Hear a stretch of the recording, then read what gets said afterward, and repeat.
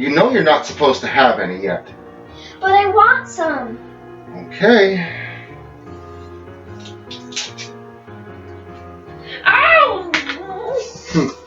Well, looks like she found the pointy center. But as satisfying as that was, don't let my enjoyment distract you from tonight's ghastly story that Doughboy420 likes to call Always Check Your Candy.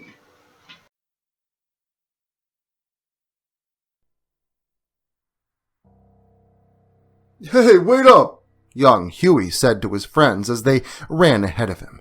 He was tired and kept tripping over his vampire cape. "Come on, keep up!"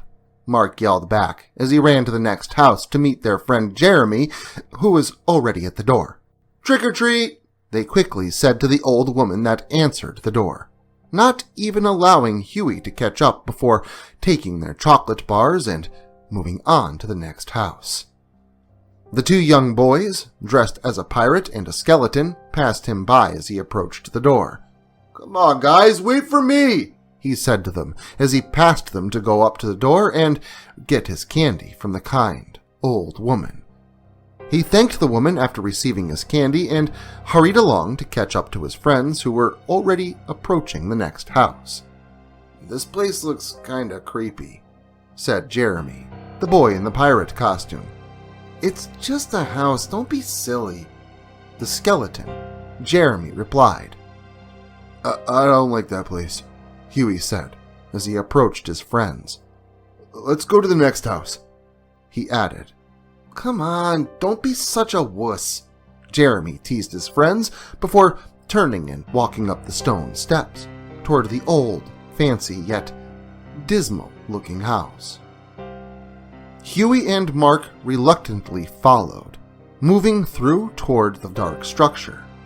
The wood on the porch looked darkened with age, but still very sturdy, and the shutters were white over the darker, greenish-colored paint of the house and hung at the sides of the windows.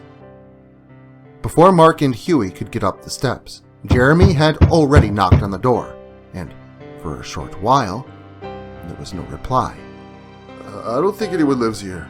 Let's go to the next house," Huey spoke up before turning around to go back down the steps.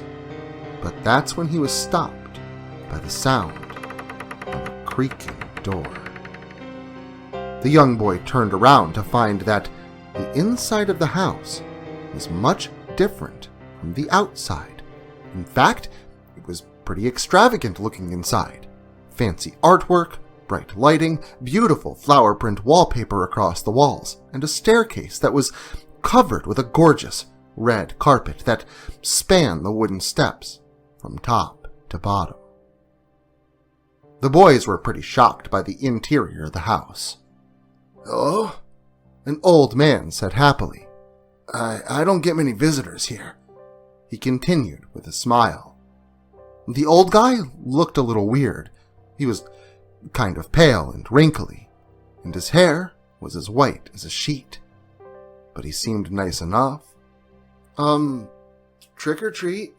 Jeremy said, caught off guard. "Trick or treat," both Huey and Mark said. "Oh my, aren't those some great costumes?" the old man said as he reached into a bag to pull out a treat for each of the boys, but instead of pulling out a piece of delicious candy, he pulled out a red apple for each boy and dropped them into their candy sacks. "Thanks," Jeremy said, trying to hide his lack of enthusiasm. "Thanks, I like apples," Mark said with a smile. Little Huey took the apple and said, "Thanks," and turned to leave. "Y'all have a good night now," the old man said with a smile as the three boys continued down the road to the next house. The three boys joked and played throughout the night before finally returning to their home street, where the three boys planned to split ways for the night, but things didn't exactly go that way. The boys stopped at their usual hangout spot to trade candies and have a few snacks before they got home and save the rest of it like their parents said.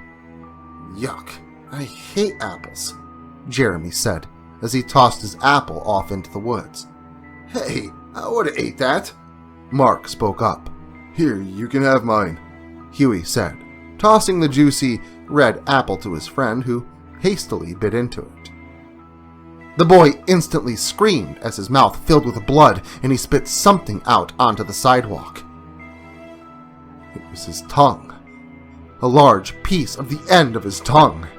He instantly dropped the apple onto the ground and gripped his face as he ran home, leaving a trail of blood behind him as he profusely bled from his wound. Huey picked up the apple that he had given to Mark and found that it was filled with sharp, rusty razor blades that were now covered in his friend's blood. Both he and Jeremy were shocked.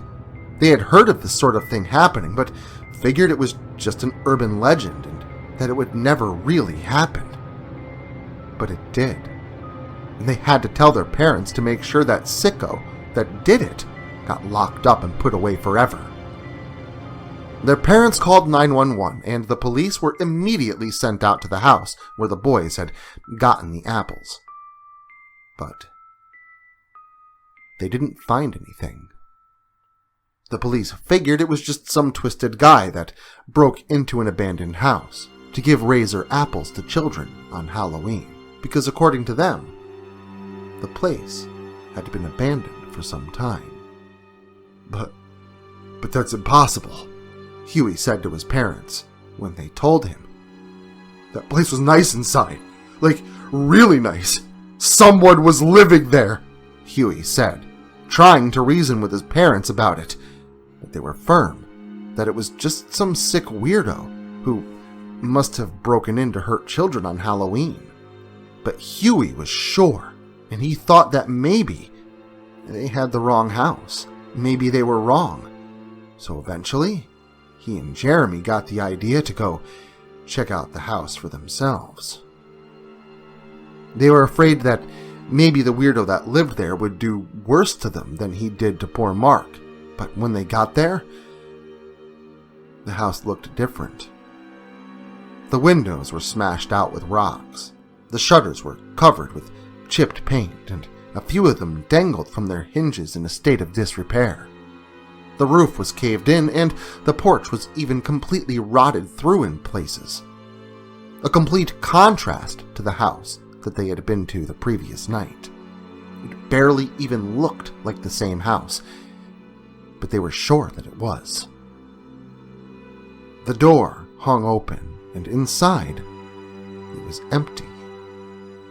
No paintings, no lights, no red rug. The wallpaper peeled and torn away to reveal gutted walls beneath. It was empty and covered in dust and cobwebs, and the only disturbance in the years of dust that had gathered on the floor were the footprints of the officers that had looked and found nothing. Well, looks like things worked out better anyway, wouldn't you say? But if you're hungry for more of the wet stuff, stop by once again tomorrow for night 10, getting ever so much closer for the big day. So, you still hungry?